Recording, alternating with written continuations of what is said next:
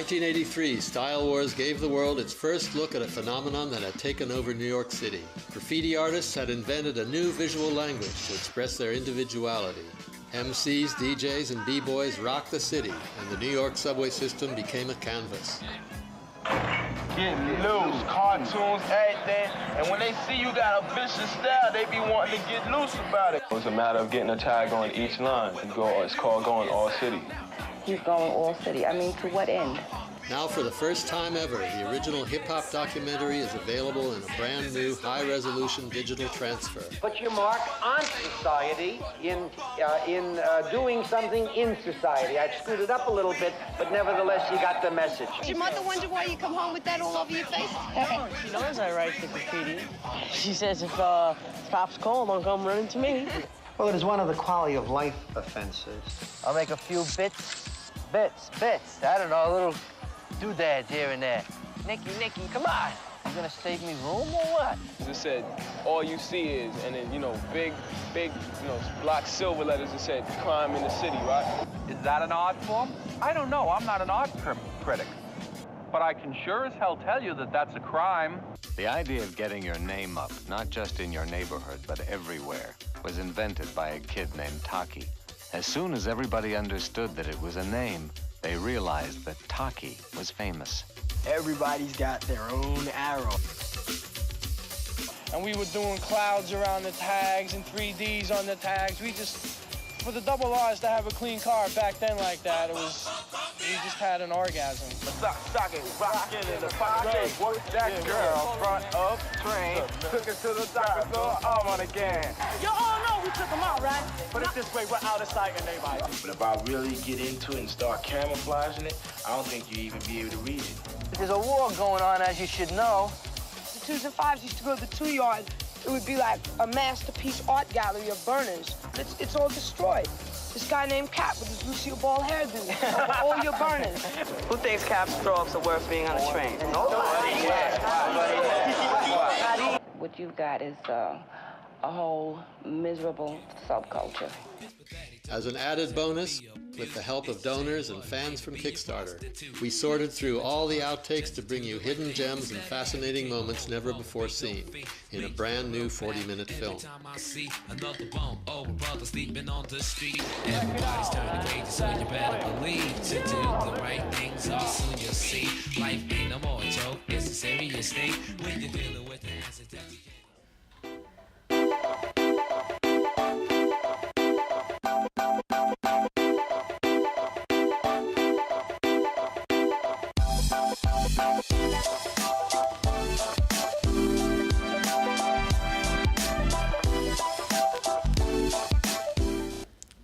Hi, indie film lovers. Thank you for tuning in to Indie Cinema New York on BRIC TV. I'm your host, Kweighbaye Kotee, Bushwick Film Festival founder and indie film enthusiast. We just watched the trailer to Style Wars, edited by Sam Pollard, whose body of work spans more than 3 decades. Sam was nominated for an Academy Award for the film Four Little Girls, and has also won Emmys for the documentaries When the Levees Broke and By the People, the Election of Barack Obama. Still, indie lovers fell in love with his work on legendary films like Jungle Fever, Clockers, 25th Hour, and Mo Better Blues. Directed by Spike Lee and featuring a long list of movie stars, including Samuel L. Jackson, Halle Berry, Wesley Snipes, and Denzel Washington. I'm so honored to have on our show today, Sam Pollard. Thank you for joining us. Pleasure being here. Thanks for having me. Sam, let's first talk about Style Wars, which is the trailer we just saw. You'll be presenting it at the Dummy Clap Film Festival. What is the film about?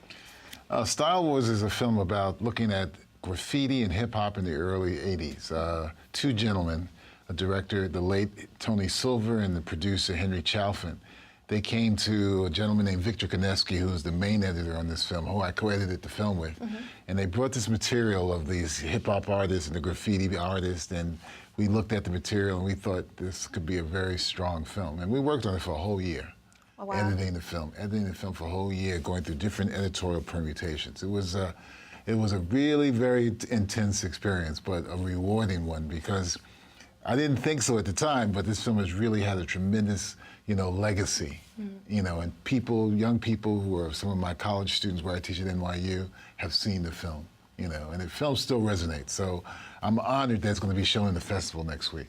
Yeah, it definitely does still resonate. I rewatched it again preparing for this interview, and a lot of the things that the film talked about is so prevalent today, especially with graffiti culture and, you know, neighborhoods like Bushwick, where I'm from. So yeah, it definitely did resonate with me today. So you grew up in New York City in the 80s or 60s? I'm born and raised in East Harlem. East Harlem. Yeah. What was New York City like in 1983 when you guys were? It's like what you see in the film. I mean, it had a sort of rough and ready quality. I mean, you know, the subways were all written up with graffiti, and the streets were tougher. You know, there wasn't much gentrification in Lower Manhattan below Houston Street. You know, I lived in Brooklyn for a time over in Fort Greene, in DeKalb Avenue. And it was, you know, it was very, very, you know, some people call it was sketchy, but I would say it was just had a raw quality about it. It was a raw quality about it. And it was a rough and tumble city, but even with the gentrification of New York, to me, it's still a rough and tumble city. You know, you gotta work hard to make it in New York, you know, on all levels, you know, emotional, physical. You know, intellectually, it's a tough city. Yeah, I agree. I've been here for 14 years. Yeah, so you and Spike Lee have collaborated on many films. What is it like collaborating with a director like Spike Lee? What are you guys' process like? Well, I began working with Spike in 1988 when he was doing Mo Better Blues, which was originally called Love Supreme. The title got changed. And over the next 20 years, I've cut, you know, a number of films for Spike, both features and documentaries. And you know, I'm going to say this live on television. He is one of the great American filmmakers. He has a point of view. He has a strong sense of style. You know, he has a real urgency in his material. And he grapples with important issues, relevant issues that deal with race in America. So working with Spike has always been challenging because he's a tough man, a tough director. But at the end of the day, it's always been very rewarding to come away from those films feeling like you've done something that's going to have some kind of impact, be it Clockers, or be it When the Levees Broke, or Four Little Girls.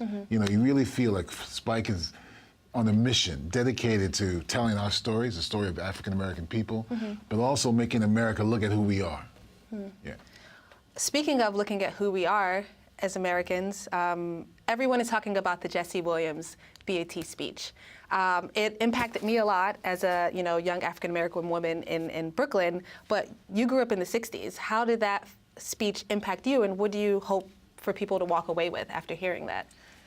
You know, I'm working with some young filmmakers. One is named Eric Parker, and the other one's named 19. And they sent an email to me and our executive producer on this other documentary I'm going to talk about a little later. And they said, you got to watch what Jesse Williams said at the BET Awards. So I went up on the internet and I watched it. And what really was very satisfying for me was to watch this young man, you know, on television, really speaking truth to power about who we are and what needs to be done in America in terms of how African-American people, men and women, are struggling and being challenged by, you know, the horrendous things that are happening by these police institutions. I mean, it continues to happen. Baton Rouge a couple of days ago, and someone told me something happened in Minnesota. So it was great to see this young man who's, you know, as an actor on the show, you know, on Grey's Anatomy, but talking truth to power, speaking and saying, you know, listen, it's not just about the awards that we're getting. It's about doing more than just that as a member of our culture and a member of American society. So I thought it was profound. I thought it was profound. And it should force all of us to look at who we are, what we're doing, and are we doing enough to kind of change what's happening, the craziness that's happening in America. And because, you know, just to use that phrase, Black Lives Matter. Yeah. Speaking of Black Lives Matter and what filmmakers can do to change what's happening to Black lives in America. What does your body of work say about you over the decades? Years ago, I worked with a filmmaker named St. Clair Bourne, a documentary filmmaker, well-respected in New York City. And he made me understand that as an African American, it was important to be involved and engaged in films that told our stories, that told us who we were, and that other people see that we're part of the American fabric and we're not going away.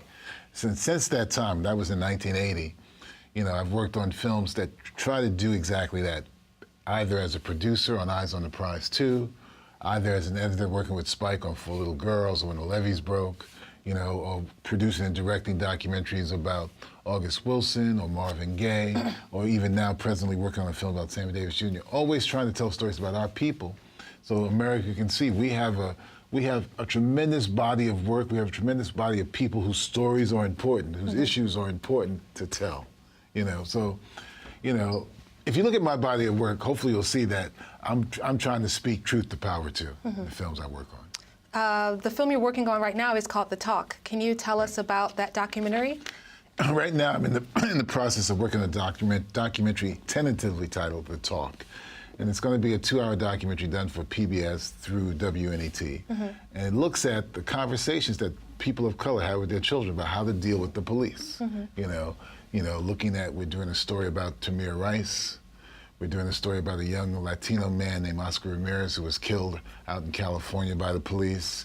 We're looking at a group called the Ethics Project that tries to bring black and white people together so white people can understand what we as black people, Latino people, are struggling with every day in America. You know, and hopefully it'll be on in the early 2017.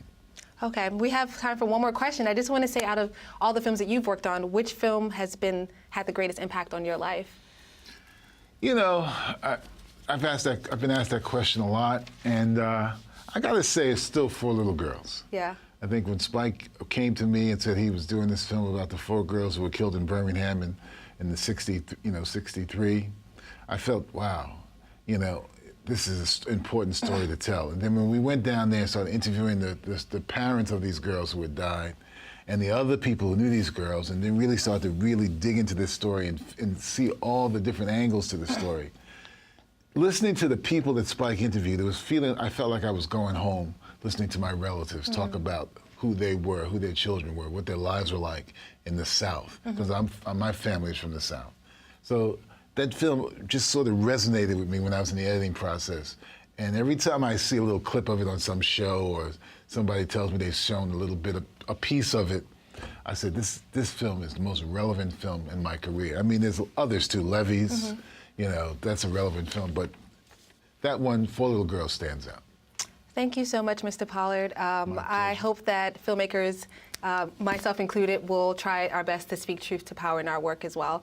And so, well, that's it for this episode of Indie Cinema New York on BRIC TV. Thanks again for joining us, and special thanks to our guest, Sam Pollard. Sam will be showing Style Wars on Thursday, July 14th at the Dummy Clap Film Festival, which is the film component to the 14th Annual Brooklyn Hip Hop Festival. For tickets to the screening and for a full list of the festival's program, visit bkhiphopfestival.com. And don't forget to keep an eye out for Sam's upcoming documentary, The Talk.